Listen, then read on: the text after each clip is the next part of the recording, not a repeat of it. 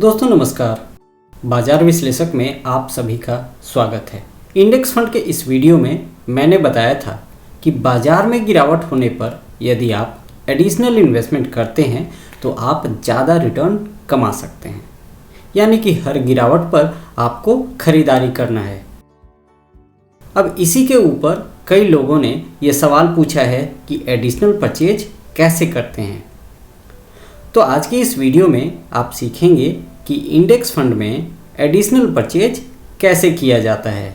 दोस्तों इस वीडियो में मैं डीमेट और नॉन डीमेट दोनों में खरीदारी करके आपको दिखाऊंगा। तो सबसे पहले नॉन डीमेट को समझ लीजिए। आपने इंडेक्स फंड खरीदा है लेकिन बिना डीमेट अकाउंट के, तो उसे नॉन डीमेट या फिजिकल मोड कहते हैं। कई लोगों ने ये भी सवाल पूछा था कि क्या इंडेक्स फंड के लिए डीमेट अकाउंट ज़रूरी है। तो इसका जवाब है नहीं। आप बिना डीमेट अकाउंट के भी इंडेक्स फंड या कोई भी म्यूचुअल फंड खरीद सकते हैं। अब मान लीजिए कि यूटीआई का इंडेक्स फंड आपने ले रखा है, इसमें आपका एसआईपी भी चल रहा है और इसी फंड में आप एडिशनल परचेज करना चाहते हैं। दोस्तों यहाँ यूटीआई का इंडेक्स फंड मैं इसीलिए ले रहा हूँ क्योंकि ज़्यादातर वीडियो में मैंने यूटीआई के इंडेक्स फंड के बारे में ही बताया है, क्योंकि इसका एयूएम सबसे ज़्यादा है। यदि आपके पास कोई दूसरा इंडेक्स फंड है तो घबराइए नहीं, सभी का प्रोसेस लगभग एक जैसा रहता है। तो इस वीडियो को यदि आप देखेंगे तो दूसरे कंपनी के इंडेक्स फंड में भी आप एडिशनल परचेज कर पाएंगे। तो इसके लिए सबसे पहले हम चलते हैं यूटीआई एएमसी के वेबसाइट पर। दोस्तों आप यहाँ देख सकते हैं, अभी आप यूटीआई एएमसी के वेबसाइट पे हैं। अब आपको यहाँ लॉगिन और रजिस्टर का जो ऑप्शन है इसके ऊपर क्लिक करना है। दोस्तों जो लोग पहली बार इस वेबसाइट पे लॉगिन कर रहे हैं उनको सबसे पहले अपना पैन नंबर एंटर करके पासवर्ड क्रिएट करना होगा। तो यहाँ पर आप अपना पैन नंबर डालिए और उसके बाद वैलिडेट पैन नंबर पे आपको क्लिक करना है। इसके बाद एक ओटीपी आएगा आपके रजिस्टर्ड मोबाइल नंबर पे। ओटीपी डाल के आपको पासवर्ड बना लेना है। जिस अकाउंट में मैं आपको ख़रीदारी करके दिखाऊंगा उसका पासवर्ड पहले से बना हुआ है, तो मैं सीधा लॉगिन पे जाऊंगा। यहाँ पे यूज़र नेम या फिर पैन नंबर देना होगा।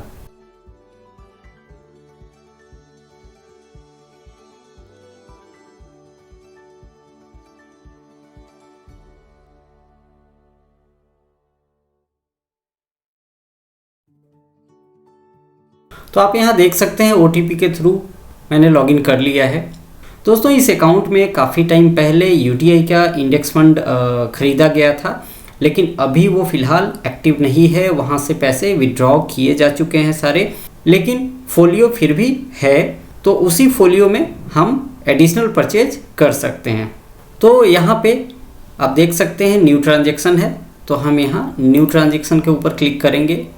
सबसे पहला जो ऑप्शन है लमसम और एसआईपी, आप इसको क्लिक कर लीजिएगा। इसके बाद आपके सामने फोलियो नंबर और आपका नाम, करेंट वैल्यू सब कुछ आ जाएगा। डिटेल देख सकते हैं कि किस फंड में आपका इन्वेस्टमेंट था। तो आप यहाँ देख सकते हैं कि यूटीआई का इंडेक्स फंड था डायरेक्ट प्लान, लेकिन फ़िलहाल अभी ये कंटिन्यू नहीं हो रहा है। एसआईपी तो था बट यहाँ से सारे पैसे रिडीम किए जा चुके हैं। लेकिन फिर भी इस फोलियो नंबर के आधार पे आप यहाँ चाहें तो इसी फोलियो नंबर में एडिशनल परचेज कर सकते हैं। यदि आप चाहें तो दूसरा फोलियो भी क्रिएट कर सकते हैं, लेकिन दूसरा फोलियो में आप एडिशनल परचेज नहीं कर पाएंगे क्योंकि उसमें फ्रेश एसआईपी आपको करना होगा या फिर लमसम करना होगा। तो मैं यहाँ इसी फोलियो में परचेज करने वाला हूँ। तो आप यहाँ देख सकते हैं कि फंड के नाम के सामने यहाँ एक प्लस का आइकॉन है, इसके ऊपर आपको क्लिक करना है। ये देखिए एडिशनल परचेज का ऑप्शन आ गया है। अब मैं इस पर क्लिक करूँगा एडिशनल परचेज के लिए। अब आप यहाँ देख सकते हैं फंड का नाम आ गया है। डायरेक्ट, रेगुलर, जो भी ऑप्शन आपको लेना है आप ले सकते हैं। तो मैंने डायरेक्ट रखा हुआ है। मुझे कोई डिविडेंड नहीं चाहिए, इसलिए मैंने यहाँ ग्रोथ ऑप्शन ही रखा हुआ है। आप भी ग्रोथ ही रखिएगा यदि आपको डिविडेंड नहीं चाहिए तो। अब टाइप ऑफ इन्वेस्टमेंट में यहाँ लमसम है, एसआईपी है, लमसम प्लस एसआईपी है। तो मुझे एडिशनल परचेज करना है तो वो लमसम का ही पार्ट होता है। फ्रेश लमसम और एडिशनल परचेज दोनों में फ़र्क क्या है?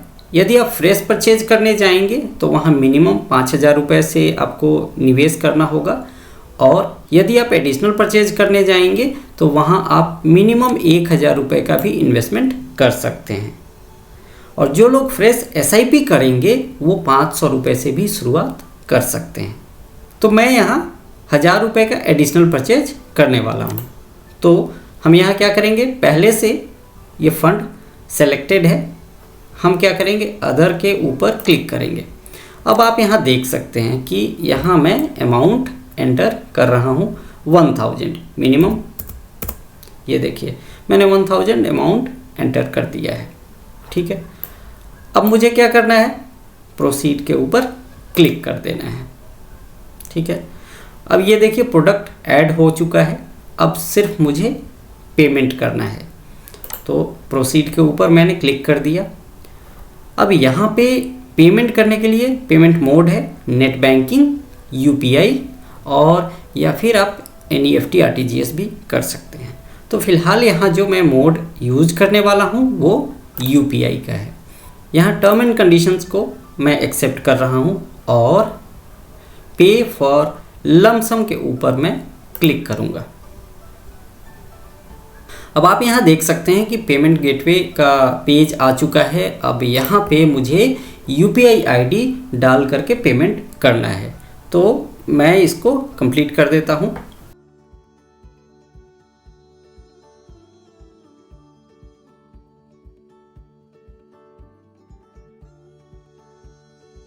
तो आप यहाँ देख सकते हैं कि पेमेंट रिसीव हो गया है इन्हें, और पेमेंट रिसीव होने के बाद ये ट्रांजैक्शन डिटेल भी नीचे आ गया है।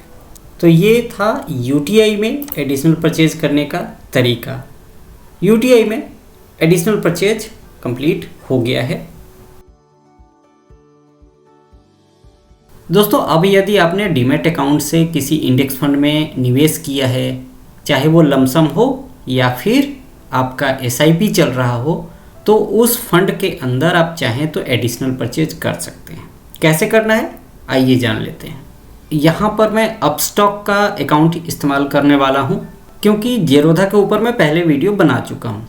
ये अपस्टॉक का डीमैट अकाउंट है, और इस डीमैट अकाउंट के थ्रू एक इंडेक्स फंड में एसआईपी चल रहा है। तो उसी इंडेक्स फंड में मैं यहाँ आपको परचेज करके दिखाऊंगा। तो इसके लिए आपको क्या करना है, यहाँ पर म्यूचुअल फंड का जो ऑप्शन है उसके ऊपर आपको क्लिक कर देना है। दोस्तों, जो लोग मोबाइल इस्तेमाल करते हैं और मोबाइल से भी चाहें तो वो कर सकते हैं, प्रोसेस सेम है। यहाँ पर जो म्यूचुअल फंड लिखा हुआ है आपको इसके ऊपर क्लिक कर देना है। अब आपके सामने अपस्टॉक का जो नया वाला पेज है ओपन होकर के आ गया है। इसमें आपको क्या करना है कि यहाँ पोर्टफोलियो के ऊपर क्लिक करना है, म्यूचुअल फंड पोर्टफोलियो। मैंने यहाँ क्लिक कर दिया है। अब आप यहाँ देख सकते हैं कि यहाँ भी यूटीआई इंडेक्स फंड का ही एक एसआईपी चल रहा है। तो अब आप इस एसआईपी के ऊपर क्लिक करेंगे, आपके सामने एक दूसरा विंडो ओपन होकर के आ जाएगा, और यहाँ पर जो इन्वेस्ट मोर का जो ऑप्शन है आपको यहाँ क्लिक कर देना है। अब आप यहाँ देख सकते हैं वन टाइम इन्वेस्टमेंट का ऑप्शन आपके सामने आ गया है। आप यहाँ मिनिमम 1000 का इन्वेस्टमेंट कर सकते हैं। तो यहाँ फ़िलहाल मैं 1000 का अमाउंट ले लेता हूँ, और इसके बाद रिव्यू के ऊपर क्लिक कर दूँगा। आप यहाँ देख सकते हैं कि कोई भी लॉक इन पीरियड नहीं है, तो आप जब चाहें एग्जिट कर सकते हैं। लेकिन मैं आपको एडवाइस करूँगा कि इक्विटी में यदि आप निवेश कर रहे हैं तो कम से कम 5 साल का टाइम ज़रूर लेकर के आइएगा। ये कोई एफडी नहीं है, बाज़ार का जोखिम रहता है यहाँ पर। तो यदि आप इन्वेस्टमेंट कर रहे हैं तो लॉन्ग टर्म के लिए कीजिए, शॉर्ट टर्म के चक्कर में बिल्कुल भी ना पड़ें। अब उसके बाद मुझे यहाँ ऑर्डर प्लेस कर देना है, तो अब मैं ऑर्डर यहाँ प्लेस कर देता हूँ। तो आप यहाँ देख सकते हैं एसआईपी, और यहाँ पे ऑर्डर बुक है। ये अमाउंट 1000 का ऑर्डर जा चुका है, ये ऑर्डर अभी ओपन है। इसे मुझे बैंक से पे नहीं करना है, ये मेरे डीमैट अकाउंट के जो बैलेंस है वहाँ से डिडक्ट हो जाएगा। जो SIP चल रहा है वो मेरे बैंक से डिडक्ट होता है।